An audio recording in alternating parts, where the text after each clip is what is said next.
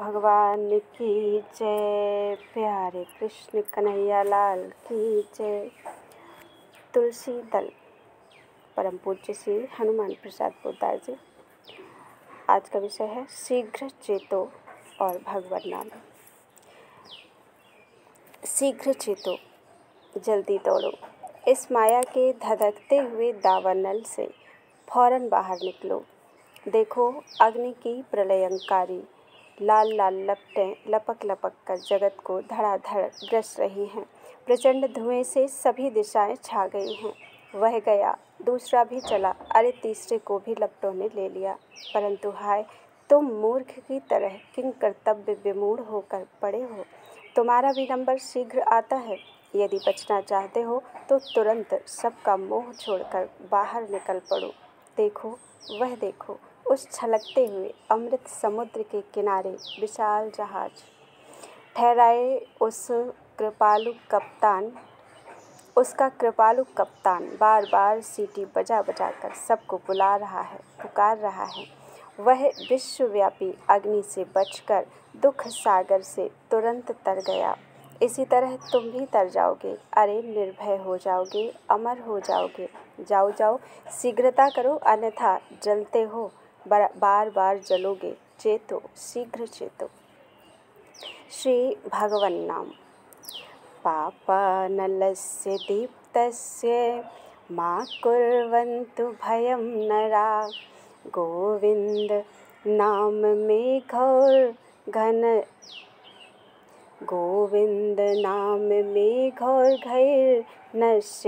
नीरबिन्दुभिः। गरुड़ पुराण। हे मनुष्यों, प्रदीप्त पापाग्नि को देखकर भय न करो। गोविंद नाम रूप मेघों के जल बिंदुओं से इसका नाश हो जाएगा। पापों से छूटकर परमात्मा के परम पद को प्राप्त करने के लिए शास्त्रों में अनेक उपाय बतलाए गए हैं। दयामय महर्षियों ने दुख कातर जीवों के कल्याणार्थ वेदों के आधार पर अनेक प्रकार की ऐसी विधियां बतलाई हैं जिनका यथाधिकार आचरण करने से जीव पाप मुक्त होकर सदा के लिए निरतिशयानंद परमात्म सुख को प्राप्त कर सकता है। परंतु इस समय कलयुग है। जीवन की अवधि बहुत थोड़ी है। मनुष्यों की आयु प्रतिदिन घट रही है। आध्यात्मिक, आधि भौतिक और आधि दैविक तापों की वृद्धि हो रही है। भोगों की प्रबल लालसा ने प्रायः सभी को विवश और उन्मत्त बना रखा है। कामनाओं के अशेष कलंक से बुद्धि पर कालिम छा गई है। परिवार, कुटुंब, जाति या देश के नाम पर होने वाली विविध भांति की मोहमयी लीलाओं के तीव्र धार प्रवाह में जगत बह रहा है। धर्म के नाम पर अहिंसा, सत्य और मनुष्यत्व तक का विसर्जन किया जा रहा है। सारी जगत में कुवासनामय कुप्रवृत्तियों का तांडव नृत्य हो रहा है। शास्त्रों के कथनानुसार युग प्रभाव से या हमारे दुर्भाग्य दोष से धर्म का एक पाद भी इस समय केवल नाम मात्र को रहा है। आजकल के जीव धर्मानुमोदित सुख से सुखी होना नहीं चाहते। सुख चाहते हैं, अटल, अखंड और आत्यंतिक सुख चाहते हैं, परंतु सुख की मूल भित्ति धर्म का सर्वनाश करने पर तुले हुए हैं। ऐसी स्थिति में सुख के स्वप्न से भी जगत को केवल निराश ही रहना पड़ता है। हमारी इस दुर्दशा को महापुरुषों ने और भगवत भक्तों ने पहले से ही जान लिया था। इसी से उन्होंने दया परवश होकर हमारे लिए एक ऐसा उपाय बताया जो इच्छा करने पर सहज में ही काम में लाया जा सकता है, परंतु जिसका वह महान फल होता है जो पूर्व काल में बड़े बड़े यज्ञ, तप और दान से भी नहीं होता था। वह है श्री हरि नाम का जप, कीर्तन और स्मरण। वेदांत दर्शन के निर्माता भगवान व्यासदेव रचित भागवत में ज्ञानी श्रेष्ठ श्री सुखदेव जी महाराज शीघ्र ही मृत्यु को आलिंगन करने के लिए तैयार बैठे हुए राजा परीक्षित से पुकार कर कह रहे हैं। कलिर्दोपनिधे राजन् नास्ति हैको महान् गुणः कीर्तनादेव कृष्णस्य मुक्तसङ्गः परं व्रजेत्। कृते यद्ययायतो विष्णु त्रेतायां यजतो मखैः। द्वापरे परिचर्यायां कलौ तद्हरिकीर्तनात्। हे राजन, इस दोषों से भरे हुए कलयुग में एक महान गुण यह है कि केवल श्री कृष्ण के नाम कीर्तन से ही मनुष्य कर्म बंधन से मुक्त होकर परमात्मा को प्राप्त कर लेता है। सतयुग में ध्यान से, त्रेता में यज्ञों से और द्वापर में परिचर्या से जो पद प्राप्त होता था वही कलयुग में केवल श्री हरि नाम कीर्तन से प्राप्त होता है। इसीलिए 400 वर्ष पूर्व बंगाल के नवद्वीप नामक स्थान में प्रेमावतार श्री श्री चैतन्य देव ने अवतीर्ण होकर मुक्त कंठ से इसी बात की घोषणा की थी कि भय न करो, सबसे बड़ा प्रायश्चित और परमात्मा के प्रेम संपादन का परमोत्तम साधन श्री हरि नाम है। संसार वासना का परित्याग कर दृढ़ विश्वास के साथ इसी में लग जाओ और अपना उद्धार कर लो। उन्होंने केवल ऐसा कहा ही नहीं बल्कि स्वयं लोगों के घरों पर जा जाकर और अपने परम भागवत साथियों को भेज भेज कर येन केन प्रकारेण लोगों को हरि नाम में लगाया। जगाई मधाई सरीखे प्रसिद्ध पातकी हरि नाम परायण हो गए। लोगों को इस सन्मार्ग में लगाने के कार्य में उन्होंने गालियाँ सुनी, कटुक्तियाँ सही, बल्कि श्री नित्यानंद जी और श्री हरिदास जी आदि भक्त प्रवरों ने तो भीषण प्रहार सहन करके पात्र अपात्र का विचार छोड़कर जनता में हरि नाम वितरण किया। इसी प्रकार भक्त श्रेष्ठ कबीर जी, नानक जी, तुकाराम जी, श्री रामदास जी, ज्ञानदेव जी, सोपान देव जी, मीरा जी, तुलसीदास जी, सूरदास जी, नंददास जी, चरणदास जी, दादू दयाल जी, सुंदरदास जी, सहजोबाई जी, दयाबाई जी, सखूबाई जी आदि भागवतों ने भी हरि नाम को ही जीवों के कल्याण का प्रधान उपाय समझा और अपनी दिव्य वाणी से इसी का प्रचार किया। आधुनिक काल में भी भारतवर्ष में जितने महात्मा संत हो गए हैं सभी ने एक स्वर से मुक्त कंठ होकर नाम महिमा का गान किया और कर रहे हैं। जिस नाम का इतना प्रभाव, महत्व है और विस्तार है उस पर मुझ जैसा रसानुभज्ञ मनुष्य क्या लिख सकता है। मेरा तो यह केवल एक तरह का दुस्साहस है जो संतों की कृपा और प्रेमियों के प्रेम के भरोसे पर ही किया जा रहा है। मैं भगवान नाम की महिमा क्या लिखूं? मैं तो नाम का ही जिलाया जी रहा हूँ। शास्त्रों में नाम महिमा के इतने अधिक प्रसंग हैं कि उनकी गणना करना भी बड़ा कठिन है। इतना होते हुए भी जगत के सब लोग नाम पर विश्वास क्यों नहीं करते? नाम का साधन तो कठिन नहीं प्रतीत होता। पूजा, होम, यज्ञ आदि में जितना अधिक प्रयास है और सामग्रियों का संग्रह करना पड़ता है, इसमें वह सब कुछ भी नहीं करना पड़ता। तो भी सब लोग नाम परायण क्यों नहीं होते? इसका उत्तर यह है कि नाम परायण होना जितना मुख से सहज कहा जाता है, वास्तव में उतना सहज नहीं है। बड़े पुण्य बल से नाम में रुचि होती है। शास्त्र पढ़ना, उपदेश देना, बड़े बड़े शास्त्रार्थ करना सहज है, परंतु निश्चिंत मन से विश्वास पूर्वक भगवान का नाम लेना बड़ा कठिन है। जन्म जन्म मुनि जतन कराही, अंत राम कही आवत नाही। कुछ लोग तो इसकी ओर ध्यान ही नहीं देते। जो कुछ ध्यान देते हैं उन्हें इसका शुकरत्व अर्थात सहजपन देखकर अश्रद्धा हो जाती है। वे समझते हैं कि जब बड़े बड़े यज्ञ, तप, दान आदि सत्कर्मों से ही पाप वासना का नाश होकर मन की वृत्तियाँ शुद्ध और सात्विक नहीं बनती, तब केवल शब्दोच्चारण या शब्द स्मरण मात्र से क्या हो सकता है। वे लोग इसे मामूली शब्द समझकर छोड़ देते हैं। कुछ लोग पंडिताई के अभिमान से, शास्त्रों के बाह्य अवलोकन से, केवल बाग वितंडार्थ शास्त्रार्थ पटु होकर नाम का आदर नहीं करते। पाश्चात्य शिक्षा प्राप्त पुरुष तो प्रायः आधुनिक पाश्चात्य सभ्यता की माया मरीचिका में पड़कर ऐसी बातों को केवल गपोड़ा ही समझते हैं। कुछ सुधार का दम भरने वाले संसार का सुधार केवल हमारे बल पर होगा। ईश्वर वस्तु ही क्या है, उसकी आवश्यकता तो घरबार रहित सन्यासियों को है। हमें उससे क्या मतलब है, सत्कर्म करेंगे अच्छा फल आप ही होगा, ऐसी भावना से नाम का तिरस्कार करते हैं।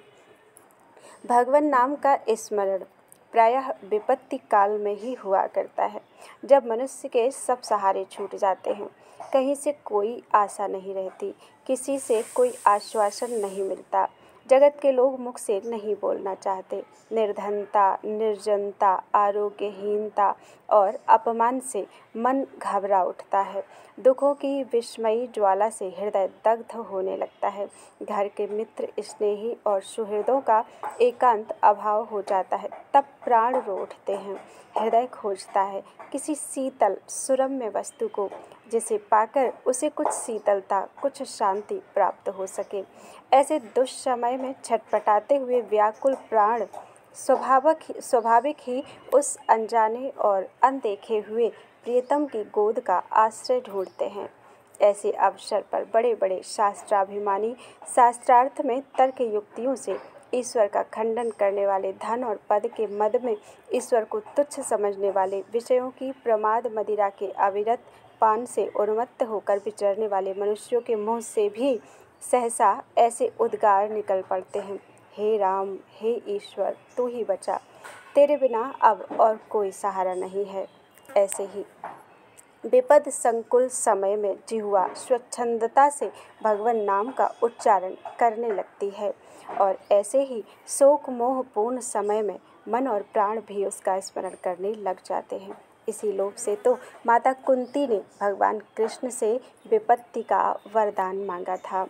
उसने कहा था कि हे कृष्ण, तेरा स्मरण विपत्ति में ही होता है, इसलिए मुझे बार बार विपत्ति के जाल में तू डालता रहे। तात्पर्य यह है कि भगवान नाम का स्मरण प्रायः दुख काल में होता है। दुखी, अनाश्रित और दीन जन ही प्रायः उसका नाम लिया करते हैं। इसीलिए कुछ लोग जो विषयों के बाहुल्य से मोहवश अपने को बड़ा बुद्धिमान, धन, जनवान और सुखी मानते हैं, भगवान नाम लेकर अपनी समझ से दीन, दुखी और अनाश्रितों की श्रेणी में सम्मिलित होना नहीं चाहते। कुछ ज्ञानाभिमानी लोग ज्ञान के अभिमान में हरिनाम को गौड़ या मंद साधन समझकर त्याग देते हैं। जनता अधिकतर संसार में बड़े लोग कहलाने वालों के पीछे ही चला करती है। यही सब कारण है कि सब लोग हरि नाम के परायण नहीं होते। एक कारण और है जिससे नाम के विस्तार में बड़ी बाधा पड़ती है, वह है नाम को पाप का साधन बना लेना। ऐसे लोग संसार में बहुत हैं जो पाप करने में जरा भी संकोच नहीं करते और समझ बैठते हैं कि नाम लेते ही पाप का नाश हो जाएगा। इसमें कोई संदेह नहीं कि हरि नाम पाप रूपी घास के बड़े ढेर को जलाने के लिए साक्षात अग्नि ही है। बड़े से बड़े पाप नाम के उच्चारण मात्र से नष्ट हो जाते हैं। वैशंपायन संहिता में कहा है, सर्वधर्म बहिर्भूतः सर्वपापरतस्तथा मुच्यते नात्र संदेहो विष्णुर्नामानुकीर्तनात्। सर्वधर्म त्यागी और सर्व पाप निरत पुरुष भी यदि हरिनाम कीर्तन करता है तो वह पापों से छूट जाता है। इसमें कोई संदेह नहीं कि पूर्व के पापों का नाश करने के लिए हरिनाम सबसे बड़ा और सत्वर फलदायक प्रायश्चित है। नाम के प्रताप से पापी मनुष्य भी भगवान के परम पद को प्राप्त हो जाता है, परंतु जो मनुष्य जानबूझकर हरिनाम की दुहाई देकर मन में दृढ़ संकल्प करके पापों में प्रवृत्त होता है, उसका कहीं निस्तार नहीं होता। रोग निवृत्ति के लिए ही औषध का सेवन किया जाता है, परंतु जो लोग बीमारी बढ़ाने के लिए दवा लेते हैं, उनको सिवा मरने के और क्या फल मिल सकता है। पद्म पुराण का वचन है, नान्नो बलाद्यस्य हि पाप बुद्धिर न विद्यते तस्य यमैर्हि शुद्धिः। जो नाम का सहारा लेकर पापों में प्रवृत्त होता है वह अनेक प्रकार की यम यातना भोग करने पर भी शुद्ध नहीं होता। जे नर नाम प्रताप बल करत पाप नित आप वज्रलेप हुए जाए ते अमिट सुदुष्कर पाप। इसमें कोई संदेह नहीं कि परदार रतो वापि पराप कृतिकार कहा संशुद्धो मुक्तिमाप्नोति हरे नामानुकीर्तनात्। पर स्त्रीगामी और परपीड़नकारी मनुष्य भी हरिनाम कीर्तन से शुद्ध होकर मुक्ति को प्राप्त हो जाता है। इसमें भी कोई संदेह नहीं कि भागवत के कथनानुसार चोर, शराबी, मित्रद्रोही, स्त्री, राजा, पिता, गौ तथा ब्राह्मण की हत्या करने वाला, गुरु पत्नीगामी और अन्यान्य बड़े बड़े पापों में रत रहने वाला पुरुष भी भगवान के नाम ग्रहण मात्र से तत्काल मुक्त हो जाता है। पातक उपपातक महा जेते पातक और नाम लेत तत्काल सब जरत खरत ते ही ठौर। पहले के कितने भी बड़े बड़े पाप संचित क्यों न हो, सच्चे मन से भगवान नाम लेते ही वे सब अग्नि में ईंधन की तरह जल जाते हैं। परंतु इसका यह अर्थ नहीं कि भगवान नाम लेने वालों को पाप करने के लिए छूट मिल जाती है। भगवान का नाम भी लेंगे और साथ ही साथ मनमाने पाप भी करते रहेंगे। इस प्रकार की जिनकी कुवासना है उनके लिए तो फल उल्टा ही होता है। नाम महिमा की दुहाई देकर पाप करने वालों को नरक में भी जगह नहीं मिलती। जो लोग जानबूझकर धन के लोभ से चोरी करके, कामवश परस्त्री गमन करके, क्रोध या लोभवश हिंसा करके, गुरु शास्त्रों का अपमान करके, मद्यपान, म्लेच्छ भोजन आदि करके, स्त्री हत्या, भ्रूण हत्या करके और झूठी गवाही देकर या झूठा मामला सजा करके राम राम कह देते हैं और अपना छुटकारा मान लेते हैं, उनके पापों का नाश नहीं होता। उनके पाप तो वज्रलेप हो जाते हैं। ऐसे ही लोगों को देखकर अच्छे लोग भी नाम महिमा को अर्थवाद, स्तुति मात्र समझकर नाम परायण नहीं होते, परंतु यह उनकी भूल है। नाम महिमा केवल रोचक वाक्य नहीं है, यह सर्वथा यथार्थ तत्व है। बड़े बड़े ऋषियों और संत महात्माओं ने नाम महिमा का प्रत्यक्ष अनुभव करके ही उसके गुण गाए हैं। अब भी ऐसे लोग मिल सकते हैं जिन्हें नाम की प्रबल शक्ति का अनेक बार अनेक तरह से अनुभव हो चुका है, परंतु वे लोग उन सब रहस्यों को अश्रद्धालु और नाम अपमानकारी लोगों के सामने कहना नहीं चाहते, क्योंकि यह भी एक नाम का अपराध है। अश्रद्धाने विमुखे प्रशृण्वन्ति यश्चोपदेशस्यो नाम अपराधः। अश्रद्धालु, नाम विमुख और सुनना ना चाहने वाले को नाम का उपदेश करना कल्याण रूप नाम का एक अपराध है। जो नाम के रसिक हैं, जिन्हें इसमें असली रसास्वाद का कभी अवसर प्राप्त हो गया है, वे तो फिर दूसरी ओर भूलकर भी नहीं ताकते। न उन्हें शरीर की कुछ परवाह रहती है और न जगत की। मत वाले शराबी की तरह नाम प्रेम में मस्त हुए वे कभी हंसते हैं, कभी रोते हैं, कभी गाते हैं, कभी नाचते हैं। उनके लिए फिर कोई अपना पराया नहीं रह जाता। ऐसे ही प्रेमियों के संबंध में महात्मा सूरदास जी लिखते हैं, प्रेम लग्यो परमेश्वर से तब भूल गयो सिगरो घरवारा। जो उन्मत्त फिरे जितहि तित न कुरही न शरीर संभारा। श्वास उश्वास उठे सब रोम चले द्रग नीर अखंडित धारा। सुंदर कौन करे नौधा विधि छाकी पर्यो रस पी मतवारा। वास्तव में ऐसे ही पुरुष नाम के यथार्थ भक्त हैं और इन्हीं लोगों द्वारा किया हुआ नामोच्चारण जगत को पावन कर देता है। जहाँ तक ऐसी प्रेम की मस्ती न प्राप्त हो वहाँ तक शास्त्रों की मर्यादा का पूरा रक्षण करना चाहिए। भगवान नारद जी भी कहते हैं, अन्यथा पातित्या शंकया, नहीं तो पतित होने की आशंका है।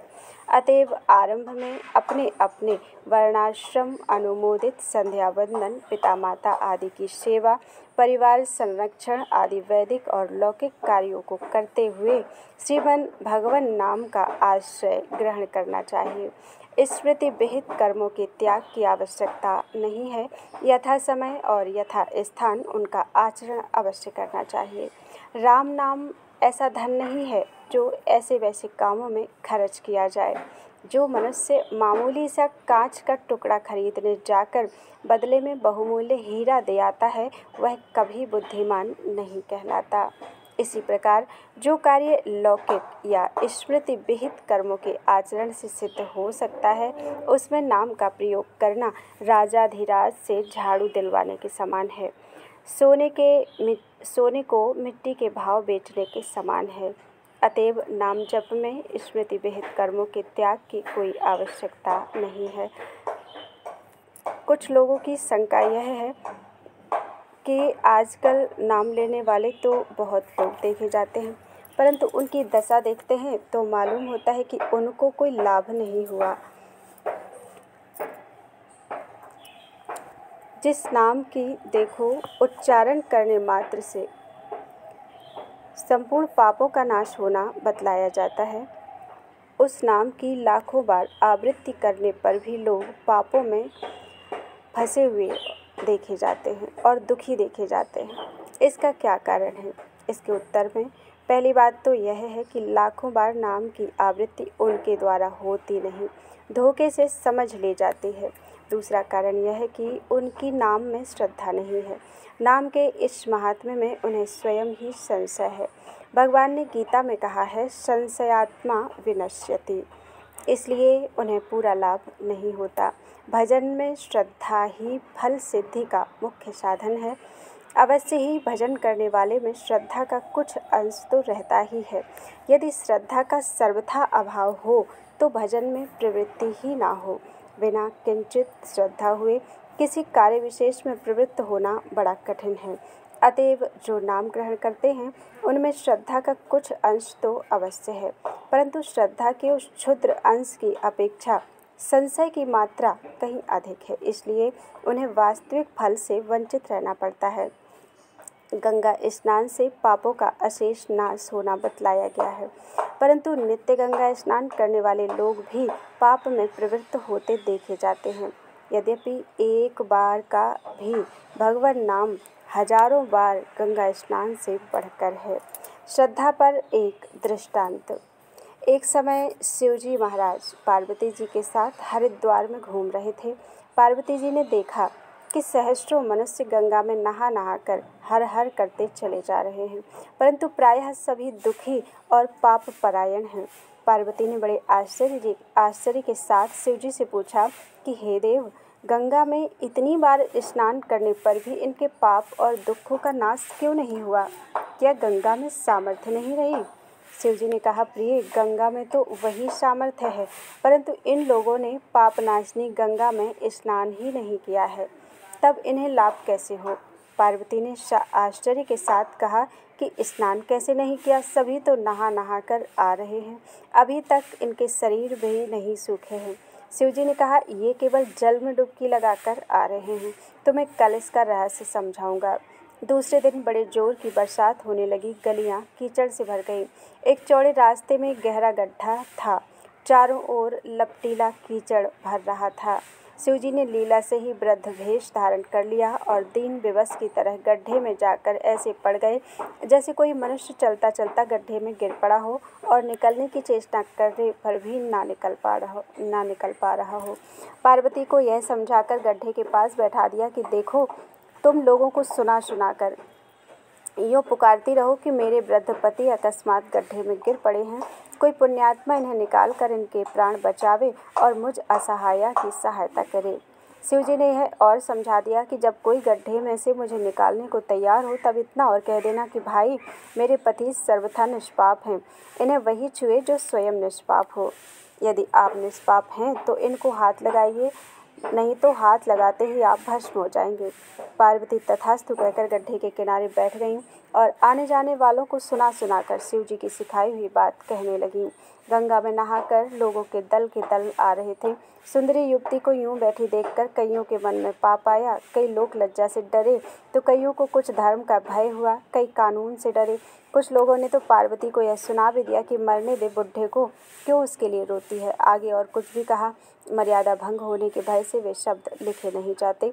कुछ दयालु सच्चरित्र पुरुष थे, उन्होंने करुणावश युवती के पति को निकालना चाहा, परंतु पार्वती के वचन सुनकर वे भी रुक गए।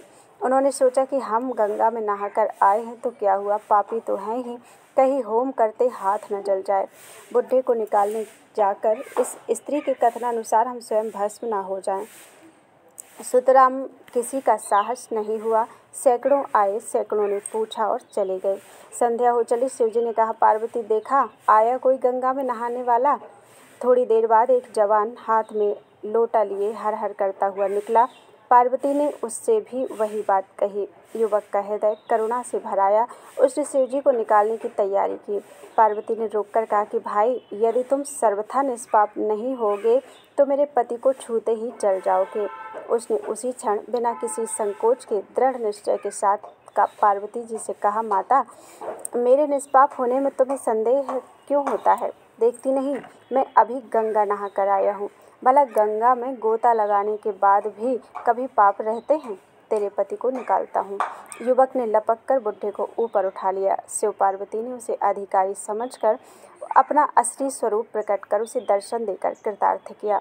शिवजी ने पार्वती जी से कहा कि इतने लोगों में से इस एक ने ही वास्तव में गंगा स्नान किया है। इसी दृष्टांत के अनुसार जो लोग बिना श्रद्धा और विश्वास से केवल दंभ के लिए नाम ग्रहण करते हैं, उन्हें वास्तविक फल नहीं मिलता। परंतु इसका यह मतलब नहीं कि नाम ग्रहण व्यर्थ चला जाता है।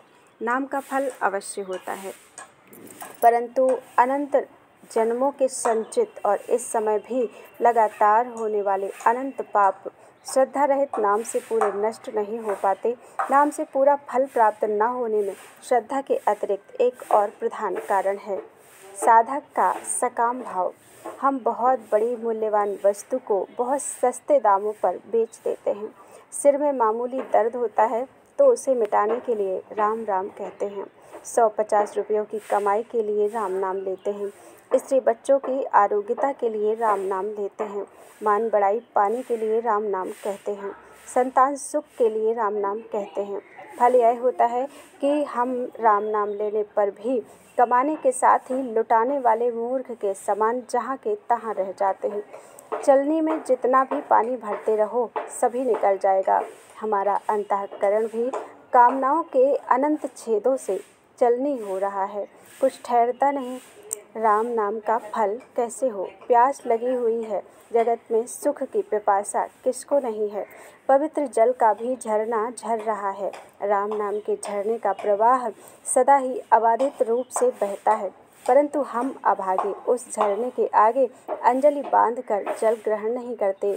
हम उसके आगे रखते हैं हजारों छेदों वाली चलनी, जिसमें ना तो कभी पानी ठहरता है और ना हमारी प्यास ही बुझती है।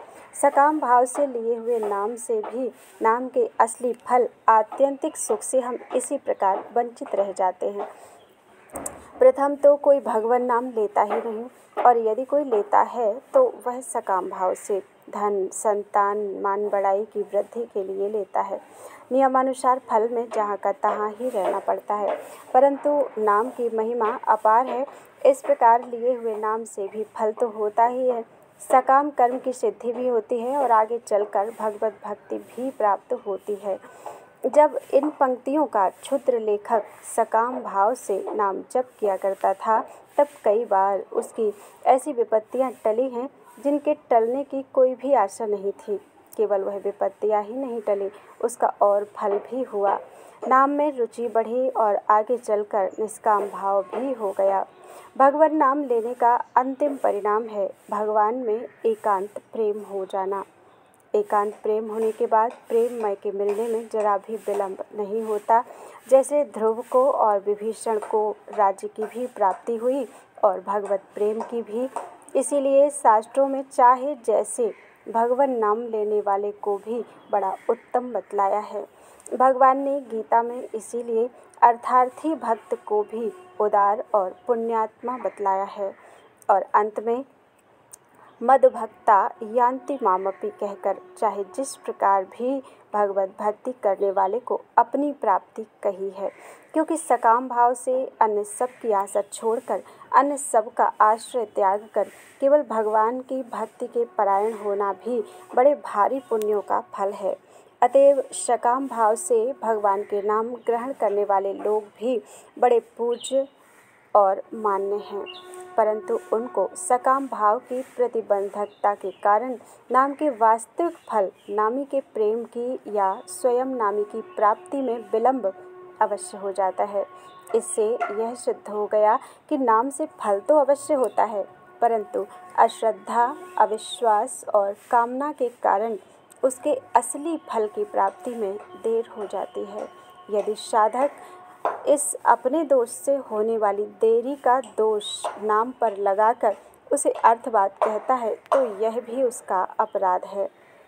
नाम के 10 अपराध बतलाए गए हैं। सत्पुरुषों की निंदा, नामों में भेदभाव, गुरु का अपमान, शास्त्र निंदा, हरि नाम में अर्थवाद, केवल स्तुति मात्र है ऐसी कल्पना, नाम का सहारा लेकर पाप करना, धर्म, व्रत, दान और यज्ञ आदि के साथ नाम की तुलना, अश्रद्धालु, हरिविमुख और सुनना न चाहने वाले को नाम का उपदेश करना, नाम का महात्म्य सुनकर भी उसमें प्रेम ना करना और मैं, मेरे तथा भोगादि विषयों में लगे रहना। यदि प्रमादवश इनमें से किसी तरह का नाम अपराध हो जाए तो उससे छूटकर शुद्ध होने का उपाय भी पुनः नाम कीर्तन ही है। भूल के लिए पश्चाताप करते हुए नाम कीर्तन करने से नामापराध छूट जाता है। पद्म पुराण का वचन है, नामापराध युक्तानां नामान्येव हरन्त्यघम् अविश्रांत प्रयुक्तानि तान्येवार्थकराणि च। नामापराधी लोगों के पाप को नाम ही हरण करता है। निरंतर नाम कीर्तन से सभी मनोरथ सिद्ध होते हैं। नाम के यथार्थ महात्म्य को समझकर जहाँ तक हो सके नाम लेने में कदापि इहलोक और परलोक के भोगों की जरा सी भी कामना नहीं करनी चाहिए। यद्यपि ऊपर लिखे अनुसार नाम जप से कामना सिद्धि के सिवा अंतःकरण की शुद्धि होकर भगवत भक्ति रूप विशेष फल भी मिलता है, परंतु नियम यही है कि जैसी कामना हो सांगोपांग कर्म होने पर वैसा ही फल मिल जाए। जो लोग भगवान नाम का साधारण बातों में प्रयोग करते हैं वे वास्तव में भगवान नाम की अपार महिमा से सर्वथा अनभिज्ञ हैं या उस पर उनका विश्वास नहीं है। जो रत्न के मूल्य से अनभिज्ञ होगा वही उसे कांच के मोल पर बेचेगा। भगवान नाम के मूल्य पर एक दृष्टांत। एक श्रद्धालु भक्त प्रतिदिन गांव के बाहर एक महात्मा के पास जाया करता था। जब महात्मा की सेवा करते करते उसे बहुत दिन बीत गए तब महात्मा ने उसे अधिकारी समझकर कहा कि वत्स, तेरी मति भगवान में है। तू श्रद्धालु है, गुरु सेवा परायण है, कुतार्किक नहीं है, साधन में आलसी नहीं है, शास्त्र के वचन में विश्वासी है, किसी का बुरा नहीं चाहता, किसी से घृणा और द्वेष नहीं करता, सरल चित्त है, काम क्रोध लोभ से डरता है, संतों का उपासक है और जिज्ञासु है। इसलिए तुझे एक ऐसा गोपनीय मंत्र देता हूँ जिसका पता बहुत ही थोड़े लोगों को है। यह मंत्र परम गुप्त और अमूल्य है, किसी से कहना नहीं। यूँ कहकर महात्मा ने उसके कानों में धीरे से कह दिया, राम। श्रद्धालु भक्त मंत्र राज राम का जप करने लगा। वह एक दिन गंगा नहाकर लौट रहा था तो उसका ध्यान उन लोगों की तरफ गया जो हजारों की संख्या में उसी की तरह गंगा नहाकर जोर जोर से राम राम पुकारते चले आ रहे थे। सुनता तो रोज ही था परंतु कभी इस ओर उसका ध्यान नहीं गया था। आज ध्यान जाते ही उसके मन में विचार आया कि महात्मा तो राम मंत्र को बड़ा गुप्त बतलाते थे। मुझसे कह भी दिया था कि किसी से कहना नहीं, परंतु इसको तो सभी जानते हैं। हजारों मनुष्य राम राम पुकारते हुए चलते हैं। उसके मन में कुछ संशय उत्पन्न हो गया। वह अपने घर ना जाकर सीधा गुरु के समीप गया। महात्मा से कहा कि वत्स, आज इस समय कैसे आया? महात्मा ने कहा, उसने अपना संशय सुनाकर कहा कि प्रभु, मेरे समझने में भ्रम हुआ है या इसका और कोई मतलब है। अपनी दिव्य वाणी से मेरा संदेह दूर करने की कृपा कीजिए। महात्मा ने उसके मन की बात जान ली और कहा कि भाई, तेरे प्रश्न का उत्तर पीछे दिया जाएगा, पहले तू मेरा एक काम कर। महात्मा ने झोली में से एक चमकती हुई कांच की गोली सी निकाली और उसे भक्त के हाथ में देकर कहा कि बाजार में जाकर इसकी कीमत करवा के लौटा। बेचना नहीं है, सिर्फ कीमत जाननी है। सावधान, कीमत आंकाने में कहीं भूल ना हो जाए। भक्त श्रद्धालु था। आजकल का सा कोई होता तो पहले ही गुरु महाराज को आड़े हाथों लेता और कहता कि मैं तुम्हारे कांच के टुकड़े की कीमत जचवाने नहीं आया हूँ, तुम्हारा कोई गुलाम नहीं हूँ। पहले मेरे प्रश्न का उत्तर दो, नहीं तो मेरे साथ छल करने के अपराध में तुम पर कोर्ट में नालिश की जाएगी। वह समय दूसरा था। भक्त अपने प्रश्न वहीं छोड़कर गुरु का काम करने के लिए बाजार में गया। सबसे पहले एक शाक बेचने वाली से मिला। भक्त ने गुरु की चीज उसे दिखलाकर कहा कि इसकी क्या कीमत देगी। शाक बेचने वाली ने पत्थर की चमक और सुंदरता देखकर सोचा कि बच्चों के खेलने के लिए कांच की बड़ी सुंदर गोली है, बाजार में कहीं ऐसी नहीं मिलती। उसने कहा, सेर दो सेर आलू या बैगन ले लो। वह आगे बढ़ा। एक सुनार की दुकान थी, वहाँ ठहरा। सुनार को गोली दिखाकर पूछा, भाई इसकी क्या कीमत दोगे? सुनार ने हाथ में लेकर देखा और उसे अच्छा पुखराज नकली हीरा समझकर 100 रुपये देने को कहा। भक्त की भी दिलचस्पी बढ़ी। वह और आगे बढ़ा। एक महाजन के यहाँ गया। महाजन ने गोली देखकर मन में विचार किया कि इतना बड़ा और ऐसा हीरा तो जगत में कहाँ से होगा। ये तो पुखराज है, परंतु हीरा सा लगता है। बड़े घर में नकली भी असली ही समझा जाता है। उसने 1000 रुपयों में मांगा। भक्त ने सोचा कि हो ना हो, है तो कोई बड़ी मूल्यवान वस्तु, और आगे बढ़ा और एक जौहरी की दुकान पर गया। जौहरी ने परीक्षा की तो उसे हीरा ही मालूम दिया, परंतु इतना बड़ा और ऐसा हीरा कभी उसने देखा नहीं था, इसलिए उसे कुछ संदेह रहा। तथापि उसने 1 लाख रुपयों में उसे मांगा। भक्त बेचना नहीं है कहकर एक सबसे बड़े जौहरी की दुकान पर गया। जब गुरु के पास से आया था तब तो उसे जौहरियों के पास जाने का साहस ही नहीं था। वह स्वयं उसे मामूली काज समझता था, परंतु ज्यों ज्यों कीमत बढ़ती गई त्यों त्यों उसका भी साहस बढ़ता गया। बड़े जौहरी ने हीरा देखकर कहा कि भाई, यह तो अमूल्य है। इस देश की सारी जवाहरात इसके मूल्य में दे दी जाए तब भी इसका मूल्य पूरा नहीं होता। इसे बेचना नहीं। यह सुनकर भक्त ने विचार किया कि अब तो सीमा हो चुकी। वह लौटकर महात्मा के पास गया और बोला कि महाराज, इसकी कीमत कोई कर ही नहीं सकता, यह तो अमूल्य वस्तु है। गुरु ने पूछा, तुमको यह किसने बताया? भक्त ने कहा कि प्रभु, मैंने यहाँ से बाजार में जाकर पहले साख वाली से पूछा तो उसने सेर दो सेर साख देना स्वीकार किया। सुनार ने 100 रुपये, महाजन ने 1000 रुपये और जौहरी ने 1 लाख रुपये। अंत में सबसे बड़े जौहरी ने इसे अमूल्य बतलाते हुए यह कहा कि यह देश की सारी जवाहरात इसके बदले में दे दी जाए तब भी इसका मूल्य पूरा नहीं होता। महात्मा ने उससे रत्न लेकर अपनी झोली में रख लिया। भक्त ने कहा कि महाराज, अब मेरी शंका निवारण कीजिए। महात्मा ने कहा, भाई, मैं तो तुझे शंका निवारण के लिए दृष्टांत सहित उपदेश दे चुका, तू अभी नहीं समझा, इसलिए फिर समझाता हूँ। इस रत्न की कीमत कराने में ही तेरी शंका दूर हो जानी चाहिए थी। रत्न अमूल्य था, परंतु उसकी असली पहचान केवल सबसे बड़े जौहरी को ही हुई, दूसरे नहीं पहचान सके। यदि मैंने तुझे बेचने के लिए आज्ञा दे दी होती तो तू सेर दो सेर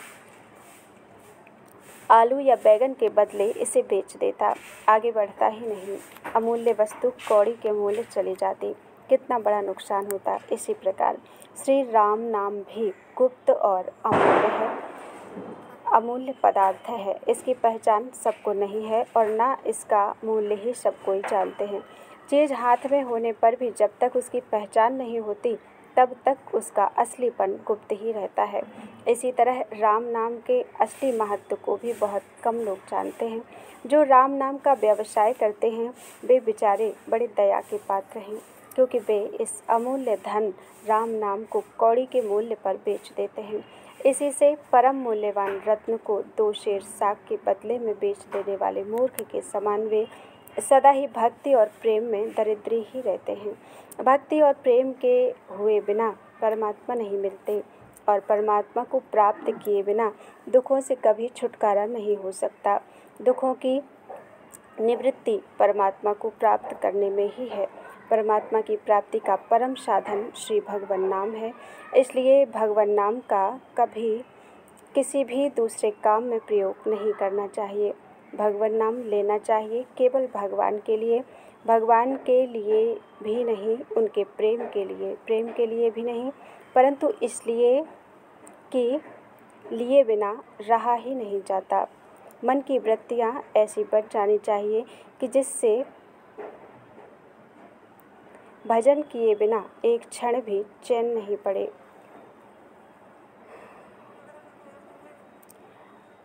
जैसे सांस रुकते ही गला घुट जाता है, प्राण अत्यंत व्याकुल होकर छटपटाने लगते हैं, इसी प्रकार भजन में जरा सी भी भूल होने से क्षण भर के लिए भी भजन छूटने में प्राण छटपटाने लगे।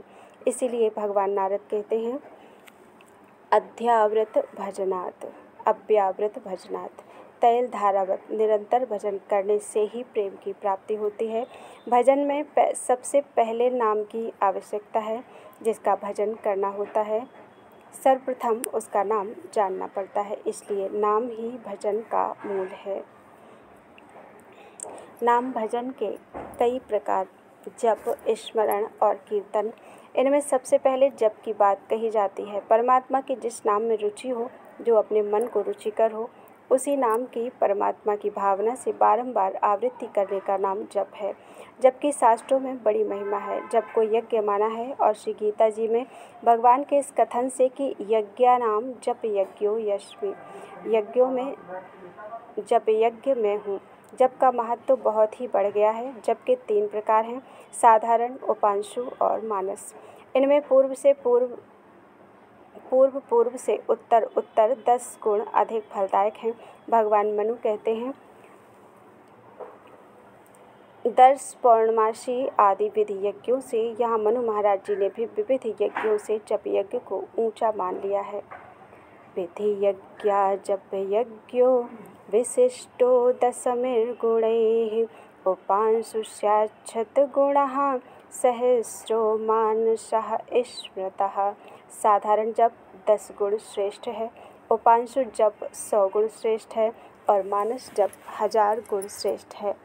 जो फल साधारण जप के 1000 मंत्रों से होता है, वही फल उपांशु जप के 100 मंत्रों से और मानस जप के 1 मंत्र से हो जाता है।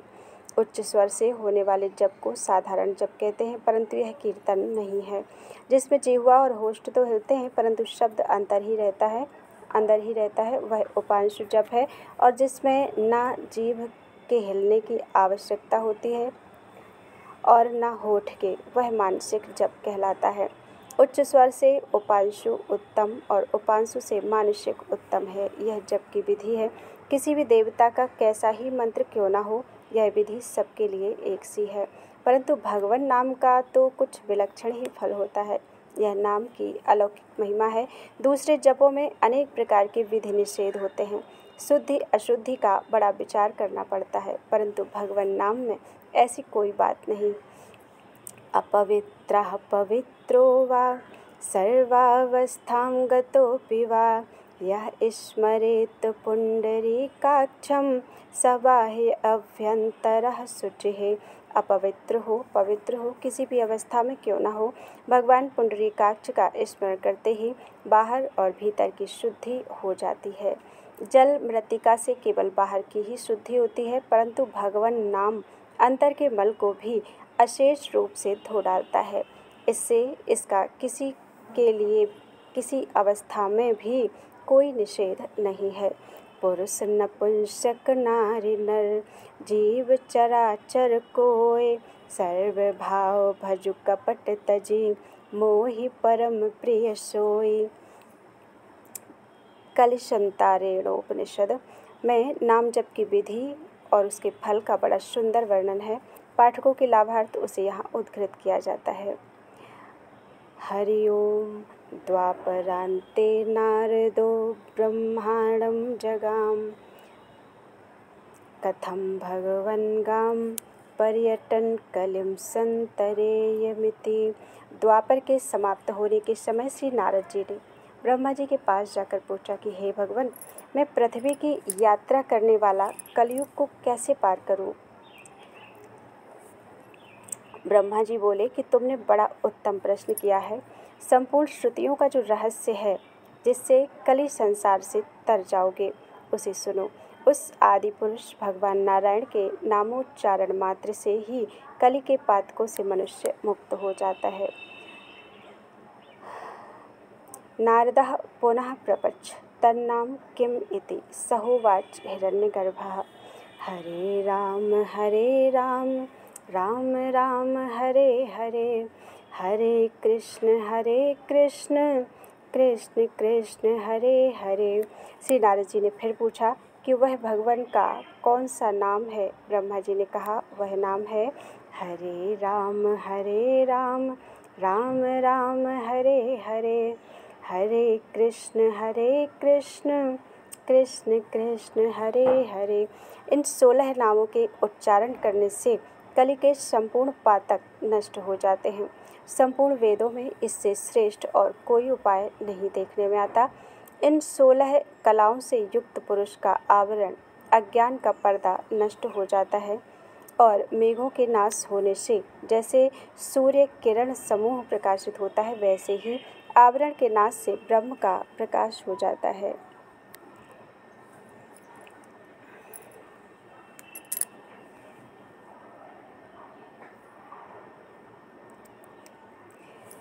नारद जी ने फिर पूछा कि हे भगवान, इसकी क्या विधि है।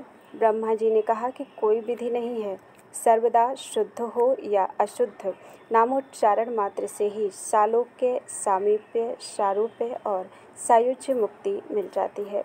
ब्रह्मा जी फिर कहने लगे कि यदि कोई पुरुष इन 16 नामों के 3.5 करोड़ जप कर ले तो वह ब्रह्म हत्या, स्वर्ण की चोरी, सुदृष्टि गमन और सर्वधर्म त्याग रूपी पापों से मुक्त हो जाता है।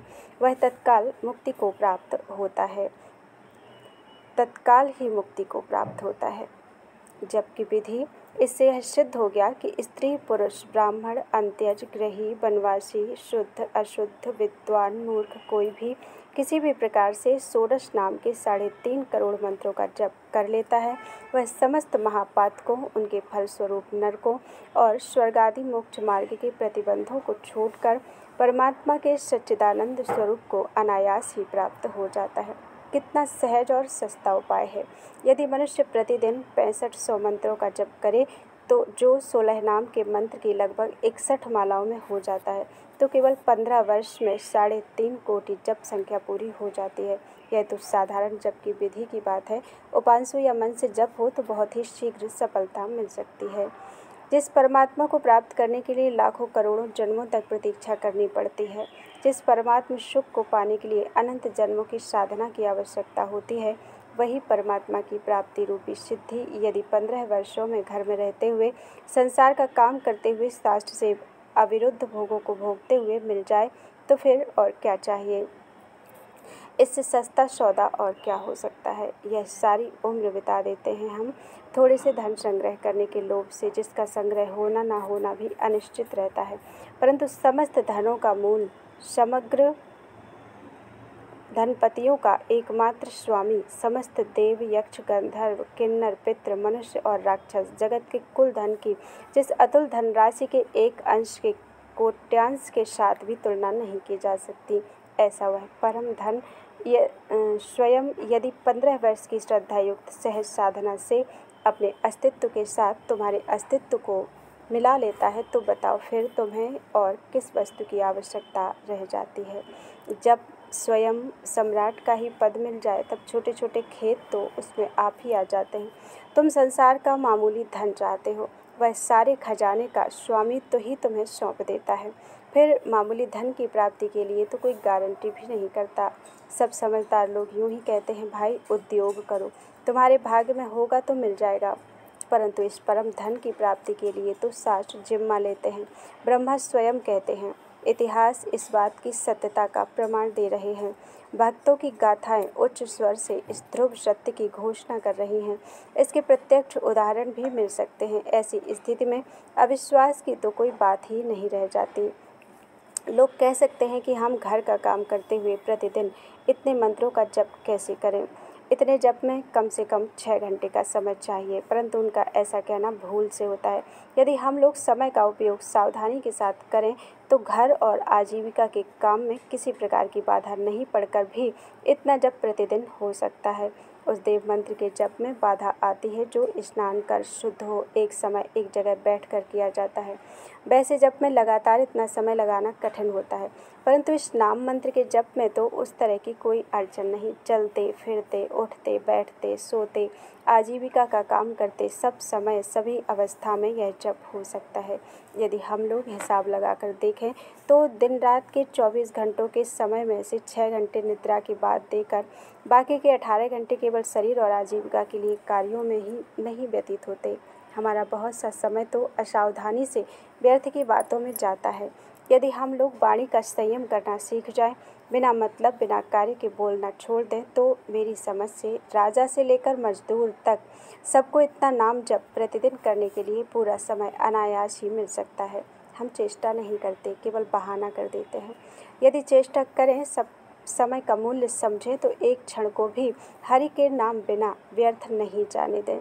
काम के लिए जितने बोलने की आवश्यकता हुई उतने शब्द बोल दिए, फिर वाणी को उसी नाम जप में लगा दिया। इस प्रकार का अभ्यास करते रहने पर तो ऐसी आदत पड़ जाती है कि फिर नाम जप छूटना कठिन हो जाता है। फिर तो साधक को ऐसी प्रबल इच्छा होने लगती है कि 24 घंटे नाम जप ही किया करूं। उसे थोड़े जप में संतोष नहीं होता। जैसे बड़े जोर की भूख या प्यास लगने पर मनुष्य का एक एक क्षण कष्ट से बीतता है, इसी प्रकार नाम प्रेमी का भी जो क्षण नाम के बिना जाता है वह बड़े कष्ट से बीतता है। जप उसी का नाम है जो संख्या से किया जाता है। जबकि 3 प्रकार पहले बताए जा चुके हैं, उनके सिवा साधकों के सुविधे के लिए कई प्रकार के और बतलाए जाते हैं। जैसे श्वास के द्वारा जप करना, नाड़ी से जप करना, मानस मूर्ति पूजा की भांति नामाक्षरों की मन में कल्पना कर उनको बारंबार पढ़ना, भगवान की मूर्ति की कल्पना कर उस पर नामाक्षरों की गहनों की तरह कल्पना कर उनकी आवृत्ति करना। अन्य भी कई प्रकार तथा भेद हैं, विस्तार भय से यहाँ नहीं लिखे जाते। उपर्युक्त चारों प्रकार के जपों का कुछ खुलासा कर देना आवश्यक है। सा सो सा नाम जप अरु उपाय कछु नाही।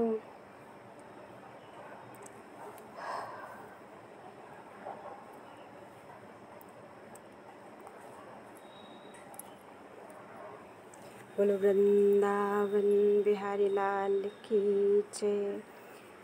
त्वदीयं वस्तु गोविंदम तुभ्यमेव समर्पितम्। आज के लिए इतना ही।